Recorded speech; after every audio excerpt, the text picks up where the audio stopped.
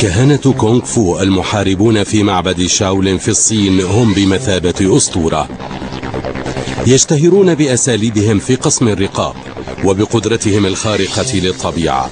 إنهم القوى الخاصة الأولى في الصين. لكن في القرن 21 يسلك كهنة شاولين دربا جديدا في عالم جديد.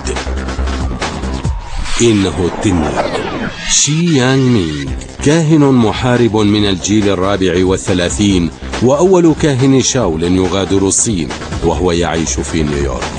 وتبعا لتقاليد المحاربين أتقن يان مينغ القيام بأعمال جسدية متطرفة فذة، متحملا تدريبا يكاد يكون تعذيبا، ومع ذلك رسالته هي السلام. سلام. يعلم طريقة عيش المحارب لأتباعه من النجوم مثل فناني الهيب هوب والممثلين ومؤدي الراب، محولا التقليد الشرقي إلى إحساس غربي. غادر، تعلم السلام والمحبة. جعل الكونغ فو يطير في شوارع نيويورك جالبا الشاولين إلى الغرب بقفزة واحدة عملاقة.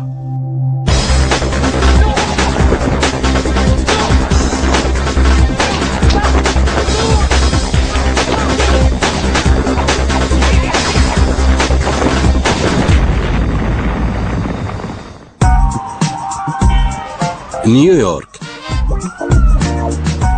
الحياة السريعة والتجارة الرابحة والحظ العاثر، بلدة تنجح فيها وتفشل، حيث نجاح اليوم قد يكون فشل الغد. في مدينة كهذه وجد رجل درب تنوير، إنه شيفو شيان مينغ. ثمة شيء مميز جدا وخاص في هذا الشخص، شيفو شيان مينغ. إنه أستاذ، إنه أحمق، إنه طفل، إنه حكيم. ذلك الرجل لا أستطيع وصفه. ينعتونني بالكاهن الوسيم، الكاهن اللطيف، والكاهن الثمل، والجميل، وأسماء كثيرة. يكسر القرميد برأسه، لكن إن كسر جوزة عندها فقط سأصدق أنه أسطوري. قصة يان مينغ هي وجه فريد من نوعه من الحلم الأمريكي. ولد لعائلة فقيرة في الصين، ودخل معبد الشاولين في 5 من عمره. قطع عهود الكاهن وأصبح معلما في الفنون العسكرية، وواحدا من أكثر الكهنة المحاربين أسطورية في الحقبة المعاصرة. وفي عام 92 أصبح أول كاهن عسكري يهاجر من الصين ويصنع إحساس الشاولين في مدينة نيويورك. ومنذ أن أسس معبده في منطقة مانهاتن، كان يان مينغ يعلم البوذية وفنون الشاولين العسكرية لأبناء نيويورك.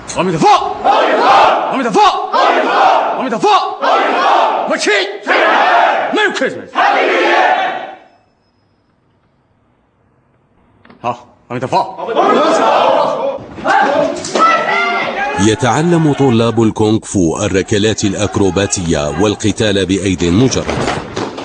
موتش، ماذا؟ لا أسمع. موتش،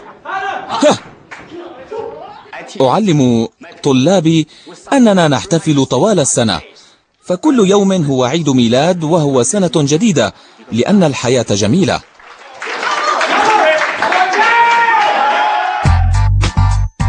لكونه كاهن شاولين في مانهاتن جذب الكثير من الأتباع، فقد تعرف عن كثب إلى نخبة هوليود وبعض أفضل النجوم وألمعهم في عالم الموسيقى، ويناديه العديد من النجوم باسم شيفو للدلالة على أنه أستاذهم.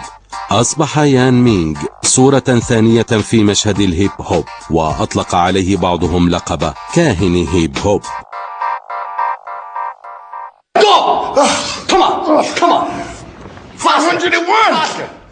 وغالبا ما يأتي النجوم ليتدربوا في معبد الشاولين، لكن لا يعاملهم معاملة خاصة.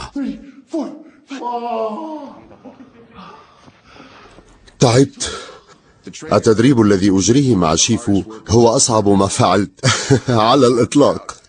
لقد مارست الملاكمة ومارست الكيك بوكسينج، ومارست رفع الأثقال منذ كان عمري 14 سنة. لو قضيت النهار في الملاكمة والركل وحمل الأثقال لن يقارن ذلك بساعة واحدة من الشاولين. تشي تشي تشي موتشي، تدرب أكثر. ميلادا مجيدا، سنة مباركة. لقد بدأت مع يان مينغ عند اشتراكي في فيلم ملك الغابة، فقد قالت روزي بيريز: عليك أن تدرس الكونغ فو مع أستاذ من معبد الشاولين. لقد وجدته شخصا جذابا، وقد أذهلني حقا وأقصد جسديا، ولا تزال فيه نوعية راقية، لذا بدأت أدرس معه. سألته كيف سأبدأ التدريب، قال: لا بأس، سأريك وضعية وستثبت عليها، ثم أرسلك إلى البيت وستثبت على هذه الوضعية 4 ساعات في اليوم مدة شهر، ثم تعود وأعطيك الوضعية التالية. واو! في الواقع أكن احتراما كبيرا لتلامذته وطلابه، لأنهم يتدربون بجهد كبير جدا ويعطون من أنفسهم الكثير أيضا.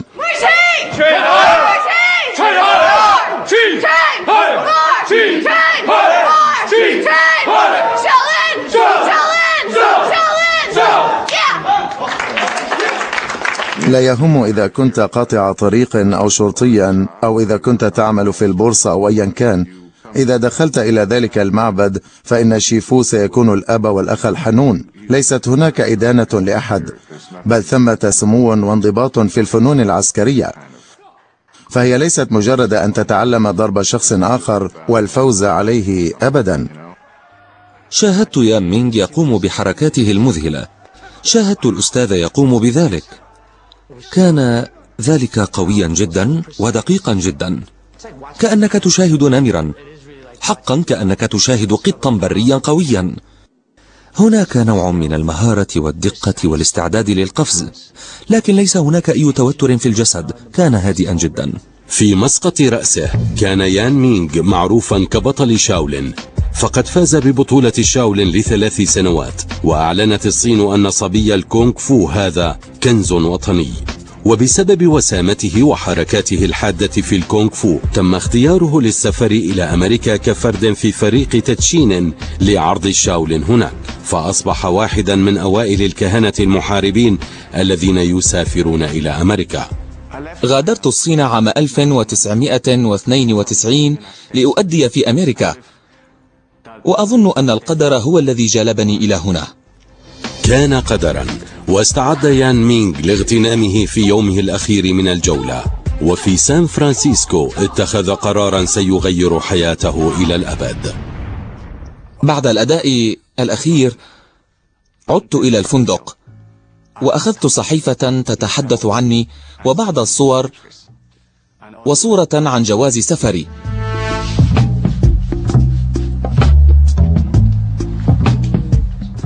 وخرجت من الفندق،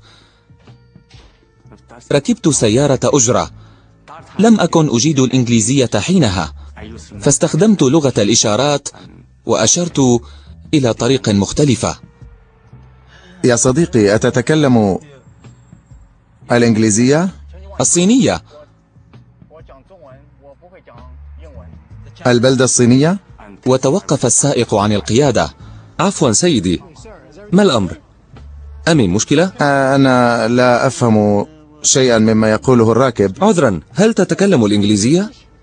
أتى الشرطي وتحقق من أوراقي الثبوتية والصور والصحيفة والصورة عن جواز سفري.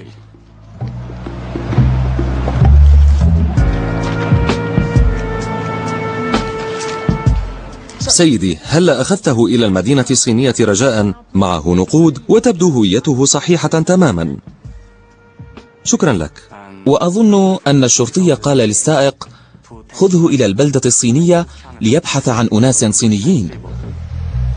أخذه السائق إلى البلدة الصينية، لكن يان مينغ واجه المشكلة ذاتها هناك.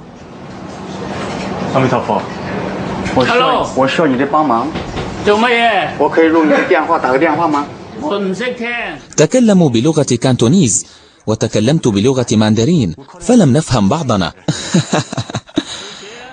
لكن رغم أننا نتكلم لغات صينية مختلفة إلا أن الكتابة هي نفسها، فكتبت وعبرت عن رغبتي في استخدام الهاتف للاتصال بصديق لي في مدينة نيويورك، فقالوا ما من مشكلة.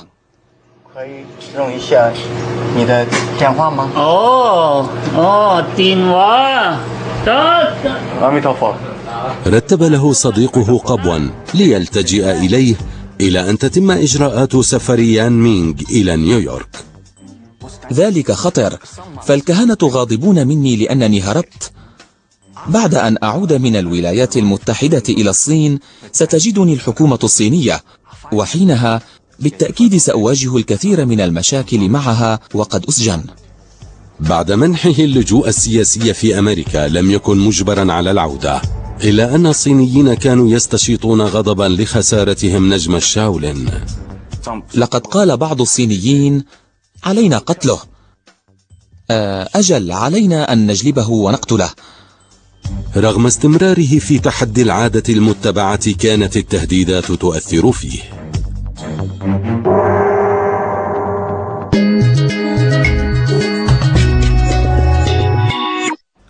مع صعود نجمه في الولايات المتحدة وجد يان مينغ نفسه مثيرا للجدل. رآه العديدون كاهنا متمردا هرب من الصين ليعلم الفنون العسكرية والفلسفة في الغرب. أشتاق إلى الصين كثيرا، لكنني أحب أمريكا. أريد جلب تقاليد معبد الشاولين إلى القرن 21. يقول بعضهم إنهم سعداء من أجلي، يقولون إنني اتخذت قرارا ممتازا. أو ميتوفو، اليوم تدفع $1 وغدا $5. الأسعار رخيصة، تعال واشتري بسرعة بسرعة. إنه الكاهن الأشهر في نيويورك، لكن قبل سنوات لم يكن الجميع على استعداد لاعتناق تعاليمه، وأراد الأمريكيون من أصل صيني إبقاء أسرار الشاولين في الصين. ذات يوم فتحت باب المعبد ودخلت، فدخل ورائي وبسرعة نحو 30 شخصا، ولم أرهم. قالوا لي عد إلى الصين، عد من حيث أتيت وتوقف عن تعليم الأمريكيين. لقد أرادوا أن يتقاتلوا معي عندئذ، فقلت أول من يتحرك سأوقعه أرضا. كما قلت لهم بوضوح، لقد قررت البقاء هنا وسأفعل ما أريد فعله بالضبط.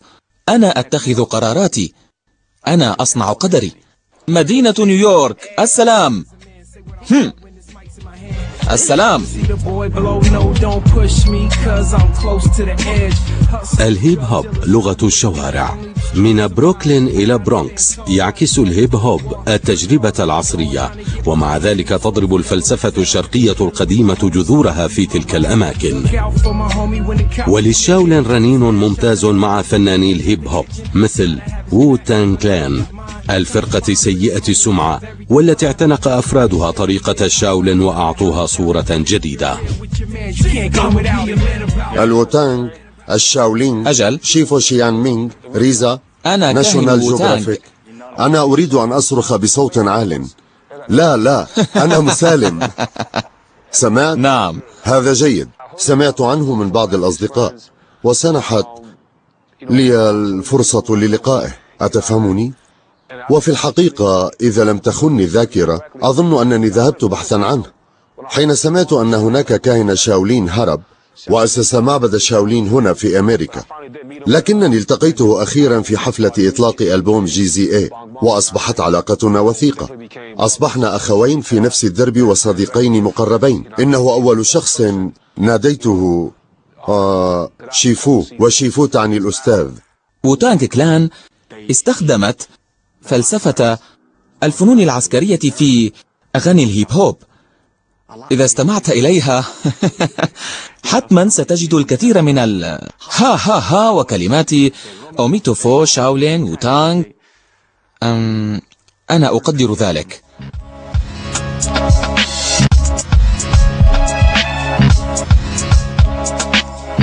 بينما وجد بعضهم تلك العلاقة غريبة، وجد الشاولين جمهورا جديدا من خلال الهيب هوب. ريزا، جيزا، ماستر كيلا، شاهدوا، أتفهمون قصدي؟ السلام يو.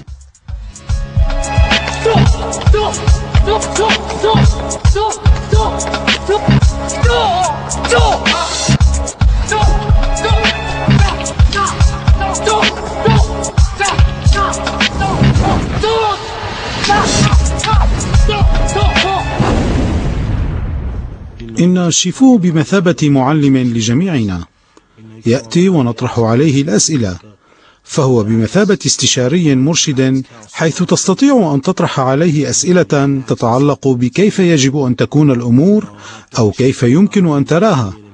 إنه ذكي جدا ويعطي إجابات جيدة. أعتبره مرشدا نفسيا. كان شاولين دائما موجودا في الأفلام التي شاهدناها، حتى أفلام الكونغ فو في الشارع 42 كانت تدور حول شاولين، وهكذا فإن ذلك الفن علق في أذهاننا من حينها. أجل، إن أفلام الفنون العسكرية والتي غالبا ما كانت تعرض في صالات السينما في الأحياء الفقيرة أعطت حضارة الأمريكيين السود فرصة مشاهدتها قبل غيرهم، خاصة في مجال الموسيقى، حيث تكون حضارة الأمريكيين السود هي السباقة، ثم يلحق بها الجو العام لتصل إلى التناغم المطلوب. لذا أعتقد أن ذلك جزء من صلتها بالهيب هوب، حتى إن هناك أفلام كونغ فو مثل الشاولين ضد ووتانغ يقولون لقد سرقتم أسلوب ووتانغ في المبارزة ويجب أن نستعيده. لقد ترعرعنا كأولاد خشنين وكنا نحب المصارعة جدا، لذا فإن أي شيء له علاقة بالقتال يعجبنا ونتطلع إليه. شاولين الكونغ فو تعلمناه في البيت، تعلمناه من التلفاز. نعم، تعلمناه من التلفاز. علمني التعامل بشرف أكبر وبإخلاص أكبر، كما علمني حب الانتقام. علمني كل تلك الأشياء. ووتانغ هو أسلوب في الشعر، وهو أيضا أسلوب سيف في الكونغ فو. وحين نقول دائما إننا مبارزون شعراء، علينا أن نكون حادي اللسان شعريا، لأن اللسان مثل السيف الحاد الذي ينتج رعبا عندما يتحرك. هكذا حين كنا صغارا في السن، وتحديدا في سن المراهقة، كنا نسافر عبر المقاطعة التي عشنا فيها، وكنا نسير من بلدة إلى بلدة ومن حي إلى حي، متحدين مع فرق هيب هوب تدعى MC لمبارزة فرق أخرى بالسيف والكلام. في الكثير من أفلام الكونغ فو هناك تحد وتجمع، وتحدي الهيب هوب يشبه إلى درجة كبيرة تحدي الكونغ فو. أن تكون MC يشبه أن تكون ساموراي، أن تتقدم من شخص تتحداه وبعد ذلك تقتله بكلامك، يشبه القانون العسكري. لهذا أظن أن الهيب هوب استطاع غمره واعتباره جزءا أساسيا منه. لكن من بين كل عناصر الهيب هوب كان التعبير الجسدي الأقوى الذي دخل الفنون العسكرية هو البريك دانسينج.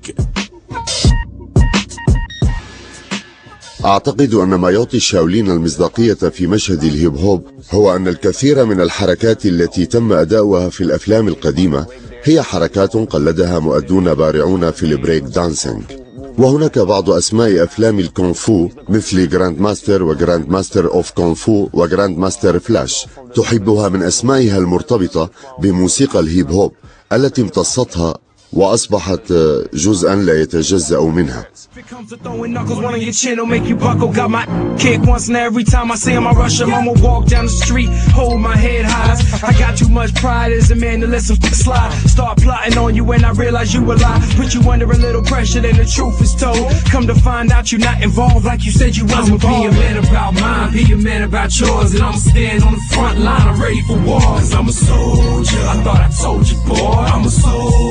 I told you, boy, be a man about mine, be a man about yours, and I'ma stand on the front line, I'm ready for war, cause I'm a soldier. I thought I told you, boy, I'm a soldier.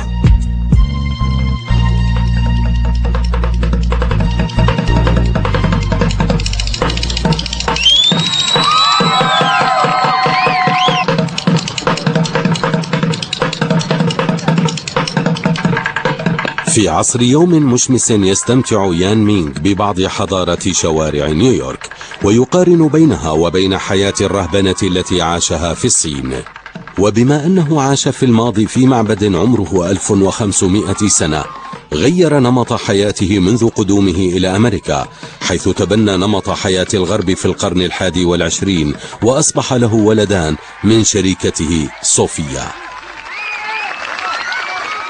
التقيت شيفو للمرة الأولى في شباط عام 95، وكنت في 30 من عمري، وفي ذلك الوقت كنت أعشق أفلام جاكي شان وجيت لي، وتعرفنا إلى الكونغ فو بطريقة أمريكية، حيث تشاهد الأفلام وتقول لنفسك هذا مذهل، أريد القيام بذلك أنا أيضا. فبدأنا نبحث أنا وصديقاتي عن المدارس، ثم سمعنا أن هناك كاهن شاولين يعلم هذه الفنون، وسماع ذلك يشبه سماع أن بافاروتي انتقل إلى حيك ويعلم الأوبرا، فقلنا يجب أن نجد هذا الشخص.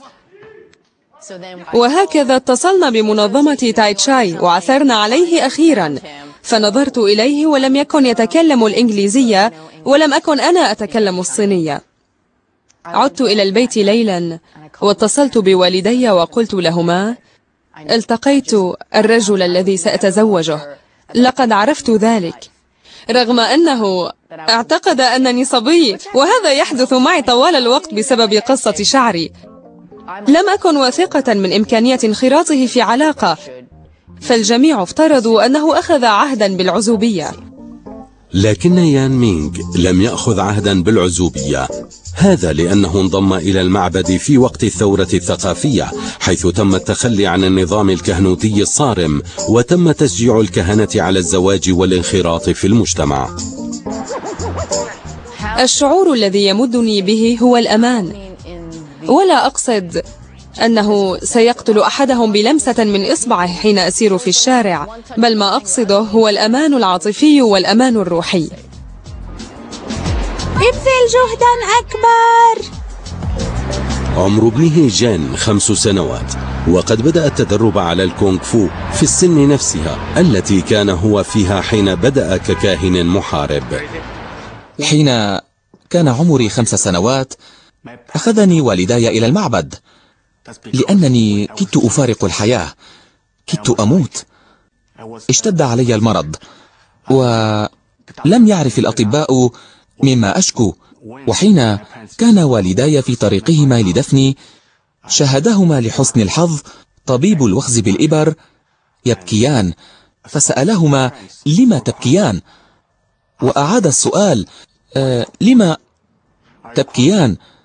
فقال والدي له ولدي مات. ثم قال طبيب الوخز بالإبر لهما دعاني ألقي نظرة عليه، أنا سأساعدكما. كان والداي بوذيين، فظنا أن بوذا من أنقذ حياتي. بوجود نبض خافت في جسده، تمكن الطبيب من إنعاشه باستخدام الوخز بالإبر، فقرر والده أن يكرسا حياته لبوذا وأن يأتمنا معبد الشاولين عليه. لمدة 1500 سنة درب المعبد تلامذته ليكونوا كهنة ومحاربين، وغالبا ما كانوا يتمتعون بقوى خارقة للطبيعة بسبب مهاراتهم الاستثنائية في تدريب الكونغ فو المكثف، حيث يدرب الجسد ليصبح سلاحا فتاكا قادرا على التسبب بآلام مبرحة، ويدعى ذلك بالتدريب الجسدي الحديدي. تدرب كل جزء من جسدك، عليك التدرب، عليك بناؤه ليكون قويا. بدأت التدرب على الجسد والرأس الحديدي في سن مبكرة. لكي تجعل قبضة يدك قوية كالحديد وقاسية كالفولاذ، عليك أن تلكم جدارا أو شجرة ما. تقول أحيانا لا أريد أن أتدرب، فيقول معلمك دعني أرى لماذا لا تريد القيام بهذا. هل بدأت ساقك ترتجف وتصبح خدرة؟ لا، لكنه رغم ذلك يصفعك ويركلك ولا يرغب في التحدث إليك أبدا، ومعظم الوقت يعطيك أوامر قاسية. على سبيل المثال قد يقول لك أبقي ذراعيك عاليا، وإن أنزلتهما سأسحقك بعصاي.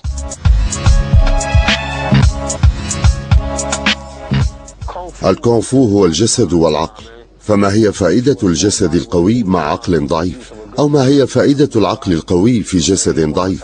كان ذلك أحد الأسباب التي دفعت دارمور لتقديم الفنون العسكرية للكهنة الذين كانوا يغطون في النوم أثناء التأمل، فأتى بالتأمل الجسدي لتقوى أجسادهم وليتمكنوا من التركيز على بناء عقولهم وأرواحهم أيضا.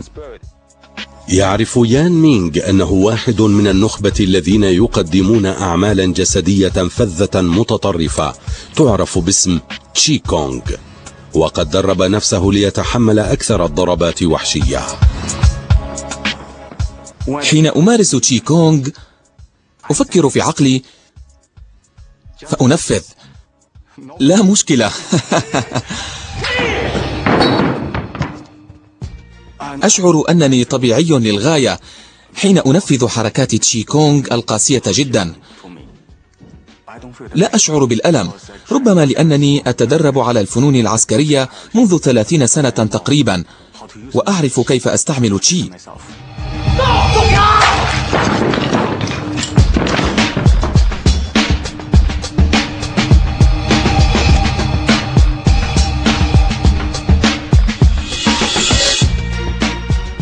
كل شيء فيه تشي، لكن عليك أن تعرف كيف تستعمل تشي الخاصة بك، كيف تولدها وكيف توفرها، وإن عرفت كيف تستعملها ستعبر عنها في الوقت المناسب تماما. تستطيع القيام بأشياء مذهلة كتحمل الألم وفهم أنه جزء من حياتنا. ما زلت وسيما.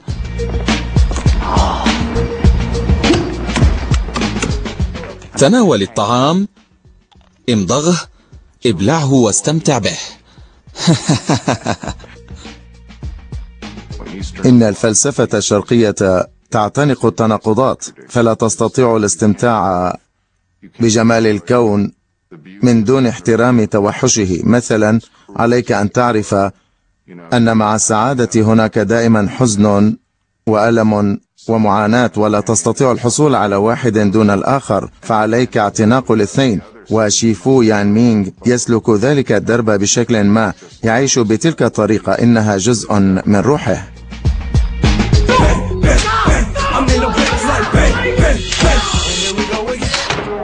تشي كونغ هي الطريقة المناسبة للفت أنظار الفتيات.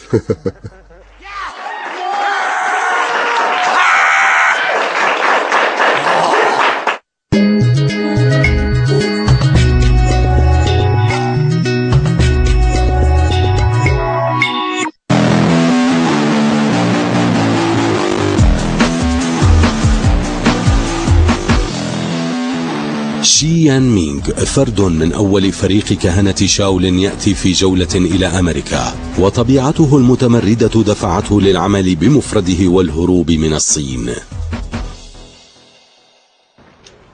معبد شاولين قد يكون كاهنا محاربا، لكن تعاليمه هي التي جعلته المعلم الروحي للعديدين. أحب دائما أن أتحدث إليه في الأمور الروحية وكذلك الفلسفية. حقيقته تكمن في روحه وهو يركز عليها، لذا انجذبنا إليه. هالته كافية لتؤثر في حتى وأنا على بعد حوالي 5000 كيلومتر. الحياة جميلة، ولكل شخص حياته، لكل شخص طريقة مختلفة للتعبير، ويجب أن يفهم كل واحد منا نفسه. كقول بوذا: هناك مليون باب للناس المختلفين يسيرون حياتهم عبرها. يا موتشي. ميلادا مجيدا. أنا أجده مذهلا وأشعر أنني متنور لمجرد وقوفي قربه. على شاكلة كهنة شاولين يتدرب يان مينغ على تشان البوذية، وهي فلسفة تعلم الحصول على التنوير من خلال التأمل في الذات. كلمة الكاهن بالصينية هي خوتشي، وخوتشي تعني العلاقة الرائعة مع الجميع، أجل السعيد. وكلمة شانغ تعني الذكي، ومعا هما خوتشي شانغ. التحدي الذي يعيشه الكاهن هو عيش حياة محارب روحي بينما يظل مرتبطا بالواقع. ازرع قدميك في الأرض وكن على سجيتك. نعم، كن نفسك.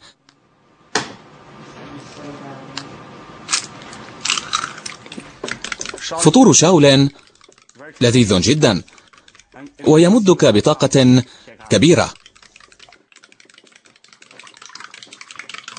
ابنه جين وابنته ميمي يكبران بأسلوب الشاولين.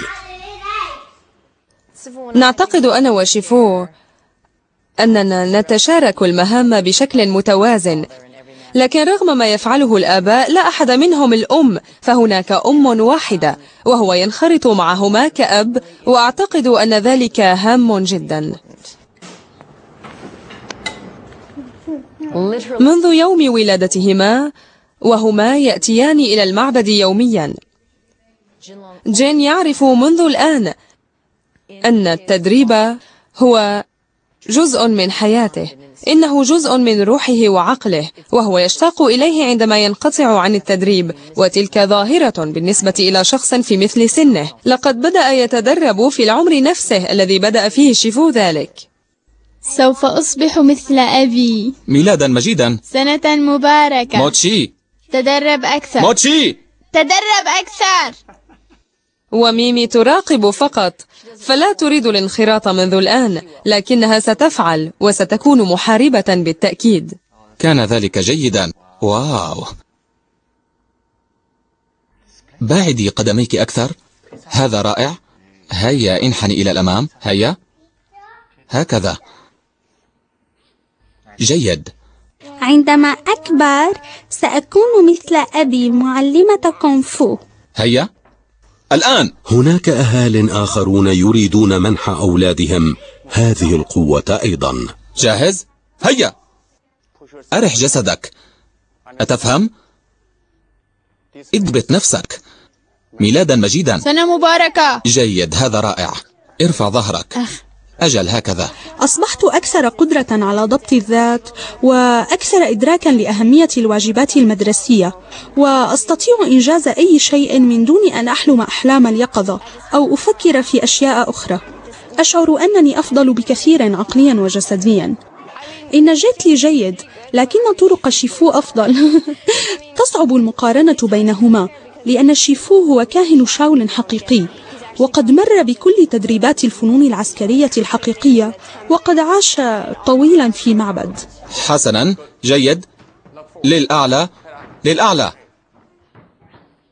نعم، رائع. الانضباط هام جدا في حياتنا. احفظوا ذلك وتذكروه. مفهوم؟ مفهوم؟ نعم شيفو. لا تنسوا ذلك. أوميتوفو. أوميتوفو. أوميتوفو. موتشي. جزء أكبر. ميلادا مجيدا. سنة مباركة. أحسنتم جميعا.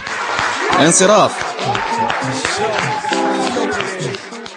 مرحبا نيويورك. مرحبا. الانضباط أمر قائم بذاته، لكن يان مينغ يؤمن بالاستمتاع بالحياة، وفي مدينة مثل نيويورك وبوجود أصدقاء مثل بوكي مود باين تتحول ليلة السبت إلى حفلة.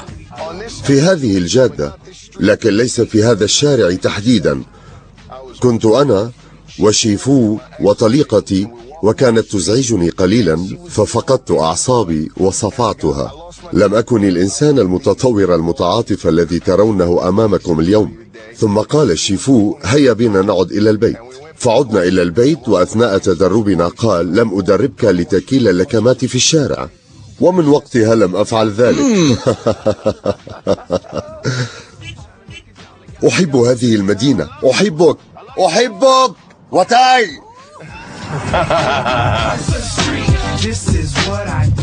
لو أنك أخبرتني عندما كنت مشاغبا، أقصد عندما كنت في سن المراهقة يوما، أني سأصادق كاهن شاولين، بالتأكيد كنت سأضحك. وأنفخ الهواء في وجهك وأقول اخرج من هنا يا رجل. يمكن قول الشيء نفسه عن يان مينغ الذي يستمتع الآن بالحياة التي لا يعيشها الكهنة. الحياة جميلة. محارب ورجل دين، أمر فيه مفارقة، وهذه التناقضات أضيف إليها الموقف الليبرالي الذي أثار النزاع خارج أمريكا. في مسقط رأسه وبعد عقود من القمع الشيوعي يمر معبد الشاولين بفترة انتعاش، وتحت حكم رئيس جديد للمعبد تم تطبيق نظام أكثر حزما. لقد عاد الرهبان إلى التقاليد، لكن يان مينغ المتمرد لن ينحني أمام الضغط ليطيع. لأنني أفهم نفسي، أفتح عقلي وأفتح قلبي للجميع، وأتصرف على سجيتي. سأجرب أي شيء، سأفعل ما أريد فعله. أريد أن أكون كما أريد. ذلك مختلف عن الكهنة الآخرين. رغم أنه لم يحرم من حقوقه في المعبد، إلا أنه لا يطبق نظام المعبد بل اتبع طريقا خاصا. أشتاق إلى المعبد أحيانا، ربما لأنني تربيت وعشت في ذلك المعبد، وطني. لكن المكان الذي ينتمي إليه أنتمي إليه أنا أيضا. أعطته الصين إرثا، وأعطته الولايات المتحدة الحرية، لكن يكمن التحدي في إيجاد القبول بين العالمين.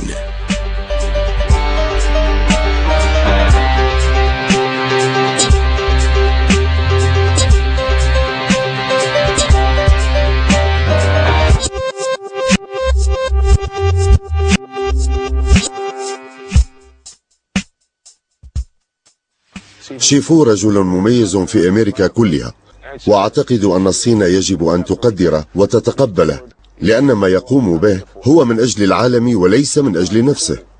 بإمكانه أن يعيش بهدوء وينطوي على نفسه وينسى الآخرين، لكنه هناك من أجل العالم، وذلك هام. شكرا. بانك بانك أميتوفو.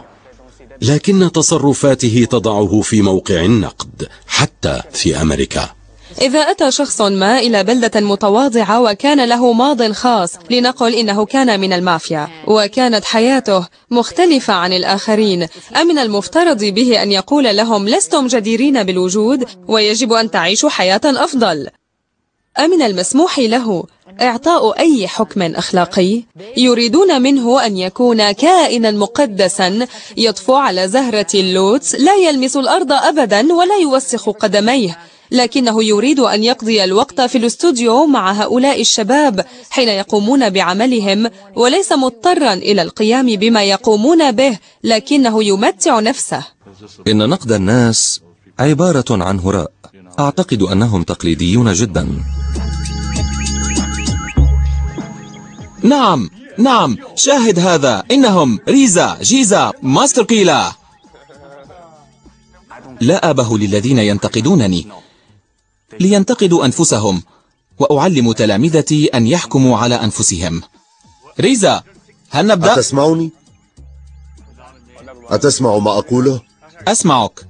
تسمعني. حسنا، جهز صوتك. قل ما في قلبك، قل أي شيء تريده. أجل. حسنا، لا مشكلة.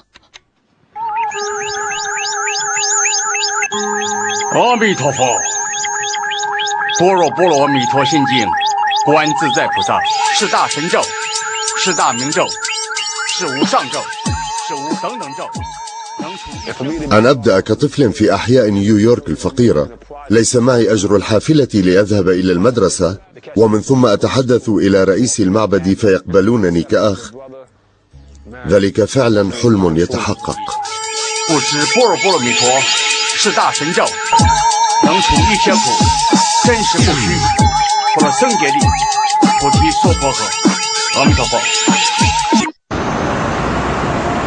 اليوم يوم مميز في شارع برودواي. ستقسم مجموعة جديدة من أبناء نيويورك على أن يكونوا تلامذة شيفو شيان مينغ. في كل سنة تكبر عائلتنا وتزداد قوة. أعيش في نيويورك وأنا عالمة حاسوب. ترعرعت كابنة لرجل عسكري وتنقلت في كل أرجاء العالم. واليوم تحقق أكبر أحلامي. أنا محاسب في شركة فورتشن 500 وأدرس تحت إشراف شيفو شيان مينغ منذ أكثر من 2.5 سنين.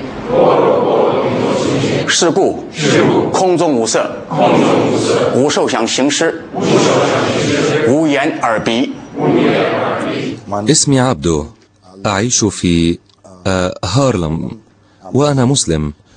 إن مواضيعه لا تدور حول دينك، إذ يفترض بك أخذ الجيد مما هو جيد وعليك رمي ما هو غير ذلك. اسمعوا، من هذه اللحظة التي نتبع فيها بوذا نحن بوذيون. هذا لا يعني عدم دخولنا إلى الكنيسة لنصلي. لا تحجروا عقولكم. بوذا ممتاز، الرب عظيم، يسوع المسيح هائل ورائع. ليس هناك فرق. الفرق هو في الأسماء.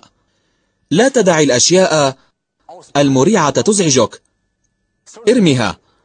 ما من مشكلة، فالسلام والمحبة هما هدفانا. دمر الطائفية وتلك الأفكار ولا ترجع إليها بعد ذلك. بعد أن يلقي أبناء نيويورك القسم، يطلق معلمهم عليهم أسماء صينية تأكيدا لأهمية رابطته بهم. اسمك هو هونغ لي. هونغ لي. هونغ لي. وميتوفو شيفو. اسمك هونغ شي. شي. أخيبنس. اقتربي. أميتافو. خذي. أميتافو. اسمك هونغوا، وهو يعني الضوء. جوان يعني الضوء الساطع. أجل. أميتافو.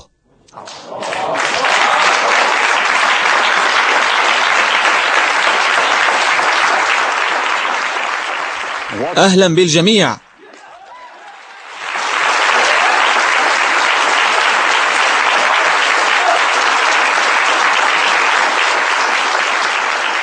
ثم يبدأ جزء التطهير من الطقس.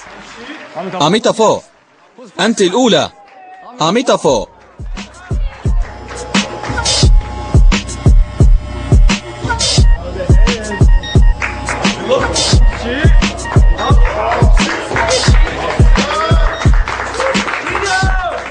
إضافة إلى أنه جزء تاريخي هام من الطقس، له مظهر هام يدل على الولادة الجديدة، البداية الجديدة، وأيضا مدى شدة الالتزام في أن تحلق المرأة شعرها.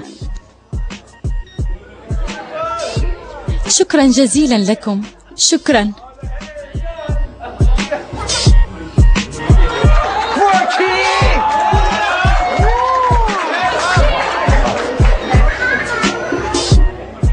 أهم ما في حياتي هو الاستمرار في تعليمهم ومساعدتهم. هذا رائع. أميتافو. رائع. أميتافو.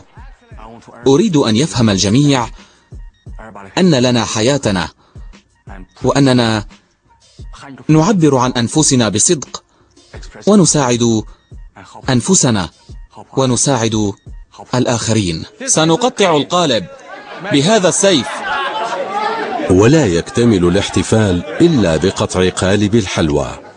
سيقوم يان مينغ بذلك بتألق مناسب. جاهزون؟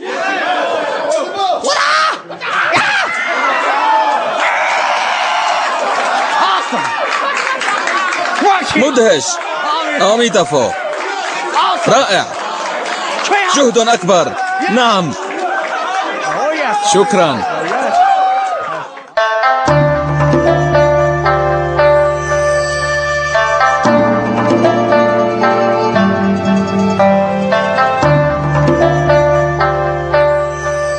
مرت 10 سنوات ولا تزال ذكرياته من الصين قوية، لكن حلما جديدا ولد. حلمي هو بناء أكبر معبد شاولين خارج مدينة نيويورك. وسيكون في الطبيعة شمالية نيويورك، فالطبيعة هي الجمال، والجمال هو الطبيعة. المعبد المستقبلي سأبنيه في الطبيعة، سأدمج فيه بين التقاليد والأسلوب الجديد، سأدمجهما معا. بالنسبة إلى يان مينغ، قاده طريق الصواب ليشق دربا جديدا جالبا الشاولين إلى أمريكا الدولة الحديثة، وأعطاها فرصة لتتعلم من واحدة من أقدم حضارات العالم.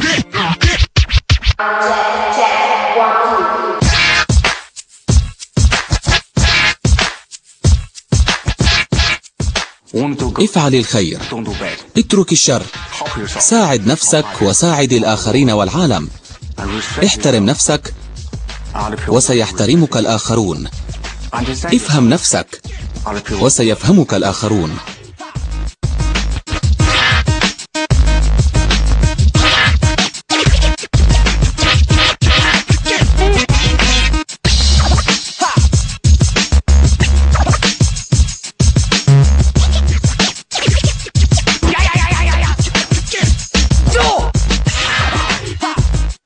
أنا الكاهن الأكثر وسامة على الأرض. أسمعتم؟ أفهمتم؟ هاي، أنا وسيم جدا. مانتس، أوه. تحية للحياة الجميلة.